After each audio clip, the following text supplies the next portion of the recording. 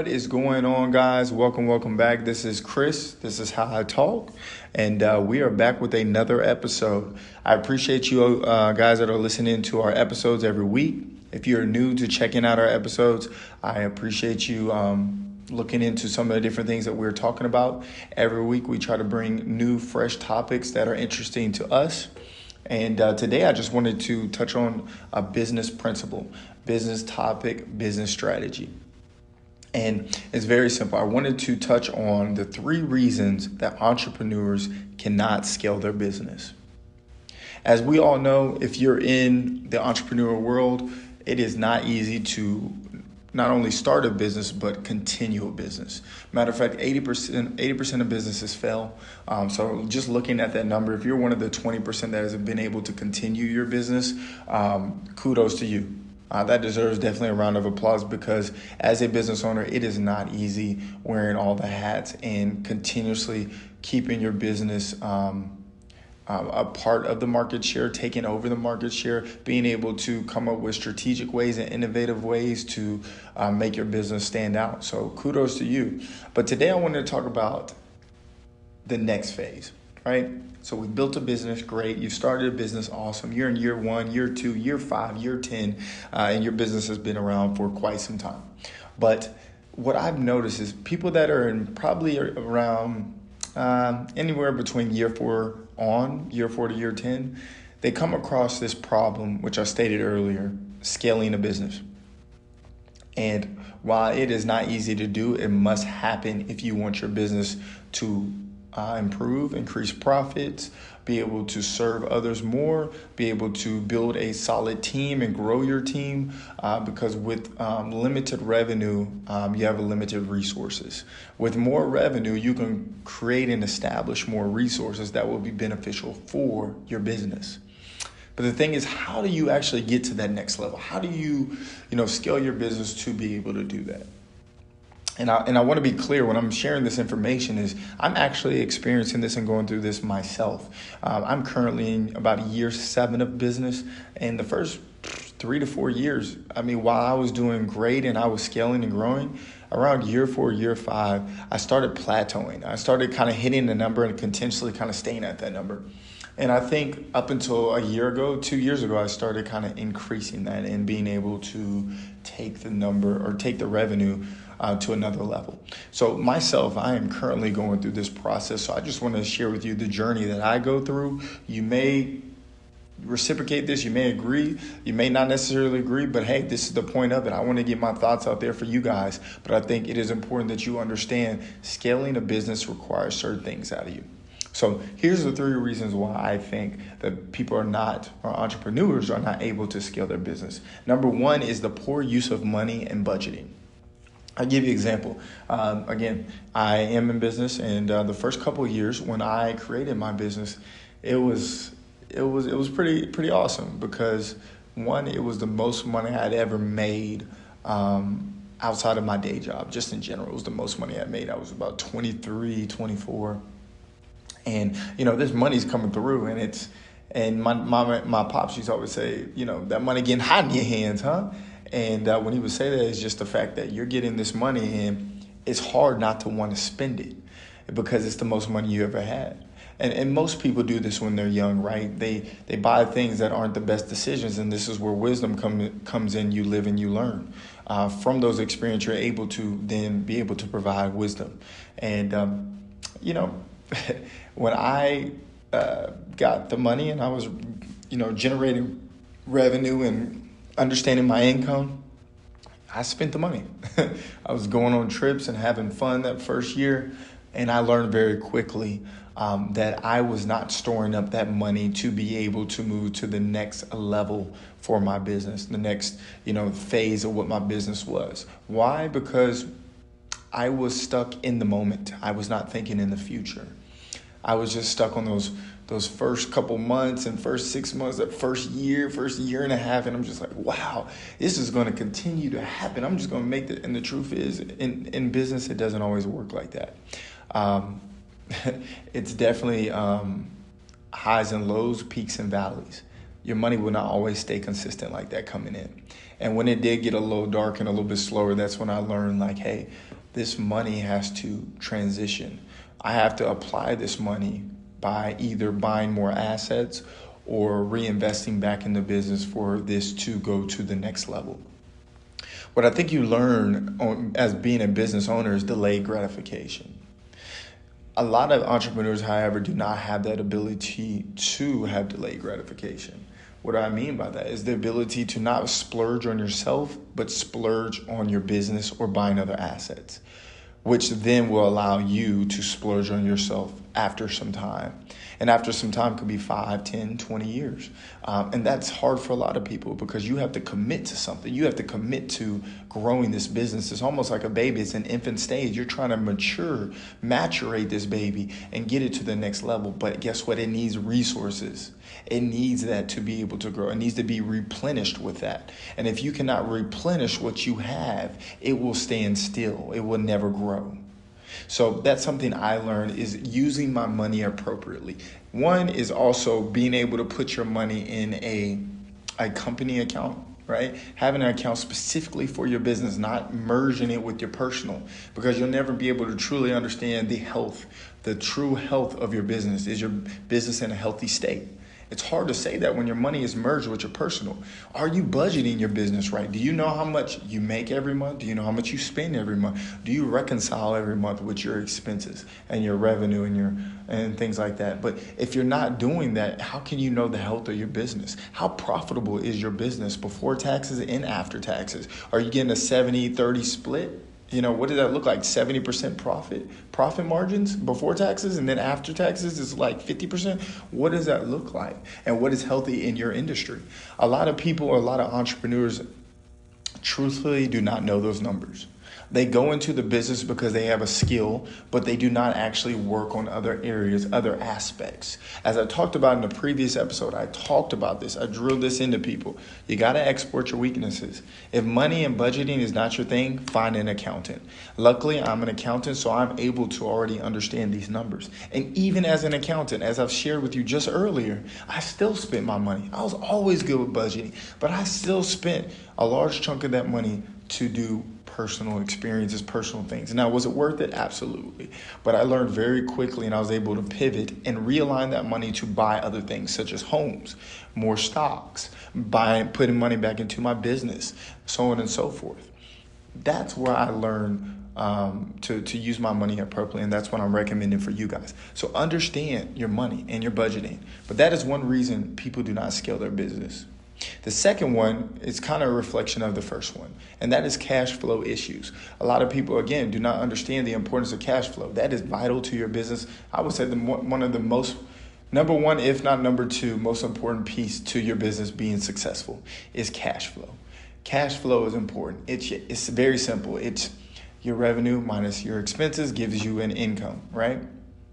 So you have cash flow.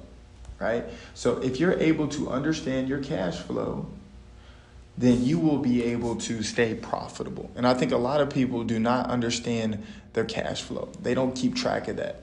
Okay? So cash flow is going to be one of those things where you're able to understand that, hey, money flows in and flows out. You have some money that comes in every week and you have some money that comes in monthly. I'll give you an example. I have money that I get from clients. I own an educational company that I get in weekly. We're always getting these clients around the 50 states that we serve, all states, all within the U.S., and we get cash flow coming in. We get revenue every week from different clients because they're consistently purchasing packages. However, we also work with school districts. School districts are a lot different in the pure fact of that we may do a service and we may not get paid 30 to 60 days later. Sometimes exactly at 30 days, sometimes it could get to 45 days. And there's sometimes, guess what? There's a payment lag and we get paid 60 days. It's happened before. But my point is that with cash flow, you got to understand if there's a certain X amount of dollars that are coming in, that's a large amount, you also have expenses with that money coming in. So when I'm getting payments from school districts that could be huge amounts of money, I also have to keep in account the expenses that come out. How am I going to be able to pay people that work for me? if I don't have that income coming in. That's, again, a reflection of you understanding your budget and your cash flow, understanding what do you have in cash reserves to be able to supplement and pay the people that work for you. Because you cannot simply tell people, I'm going to pay you in 60 days, 45. It ain't happening. They ain't going for that. They going to quit. You cannot pay people 45, 60 days. You got to pay them if you're on a weekly payroll, if you're on a bi-weekly payroll, monthly, whatever it is, you need to pay them accordingly. You holding up their money is going to create issues for you.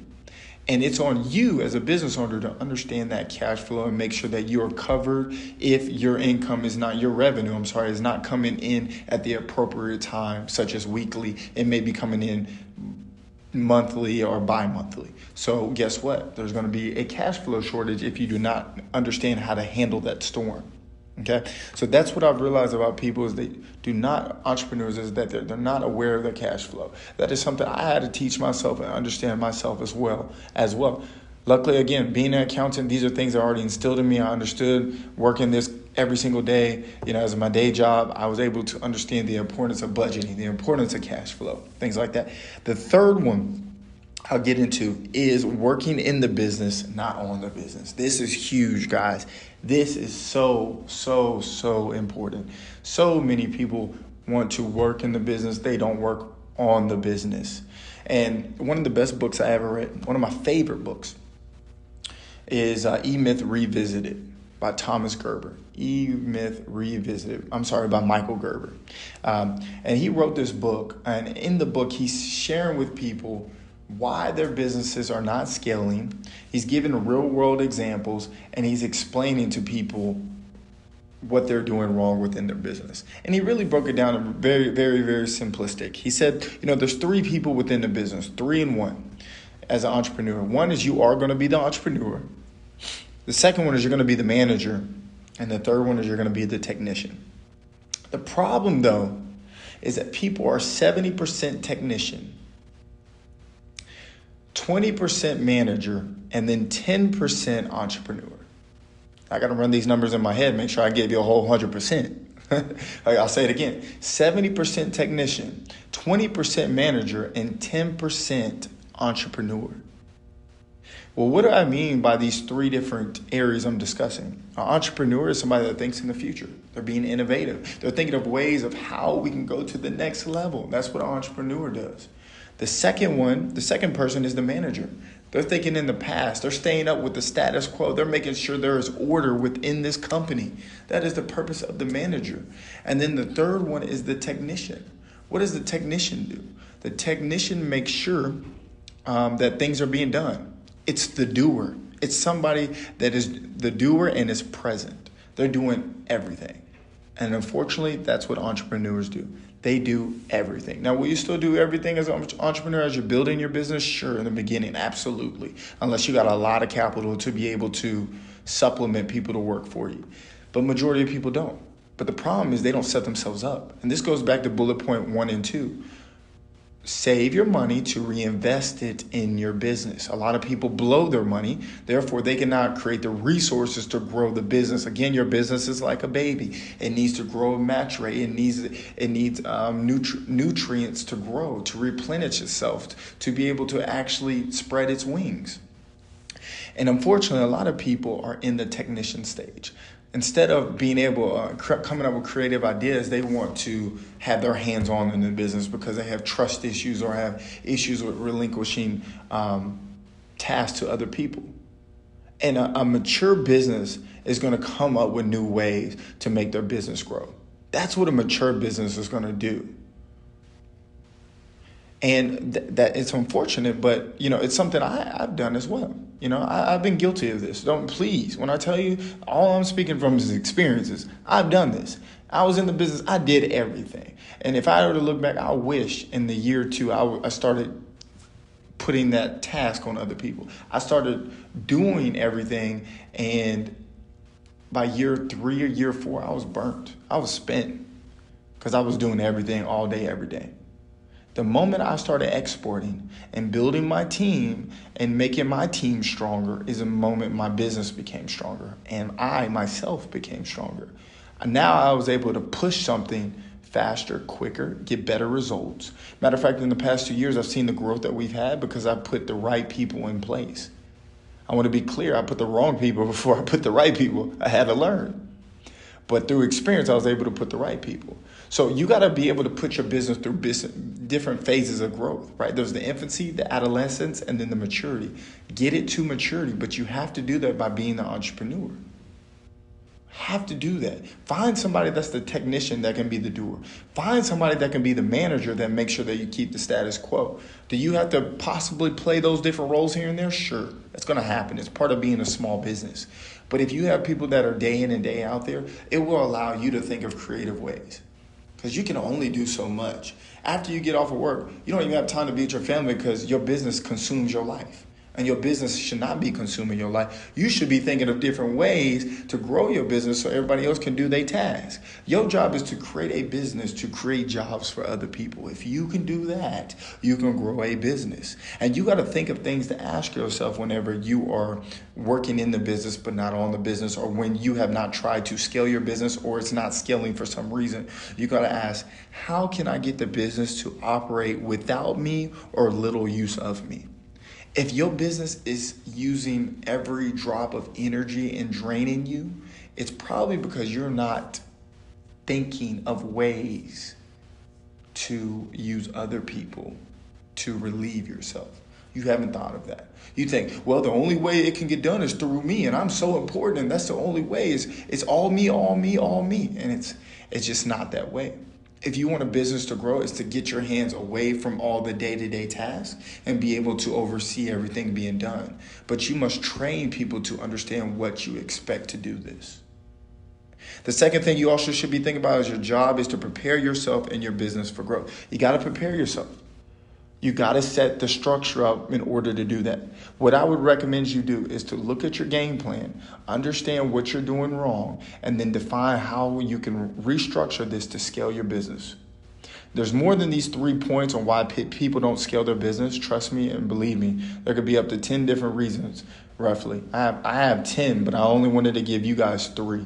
And those 3, again, were poor use of money and budgeting and cash flow is the second one. And then the third one is working in the business, not on the business. Guys, use your money appropriately. Save your money. Budget your money.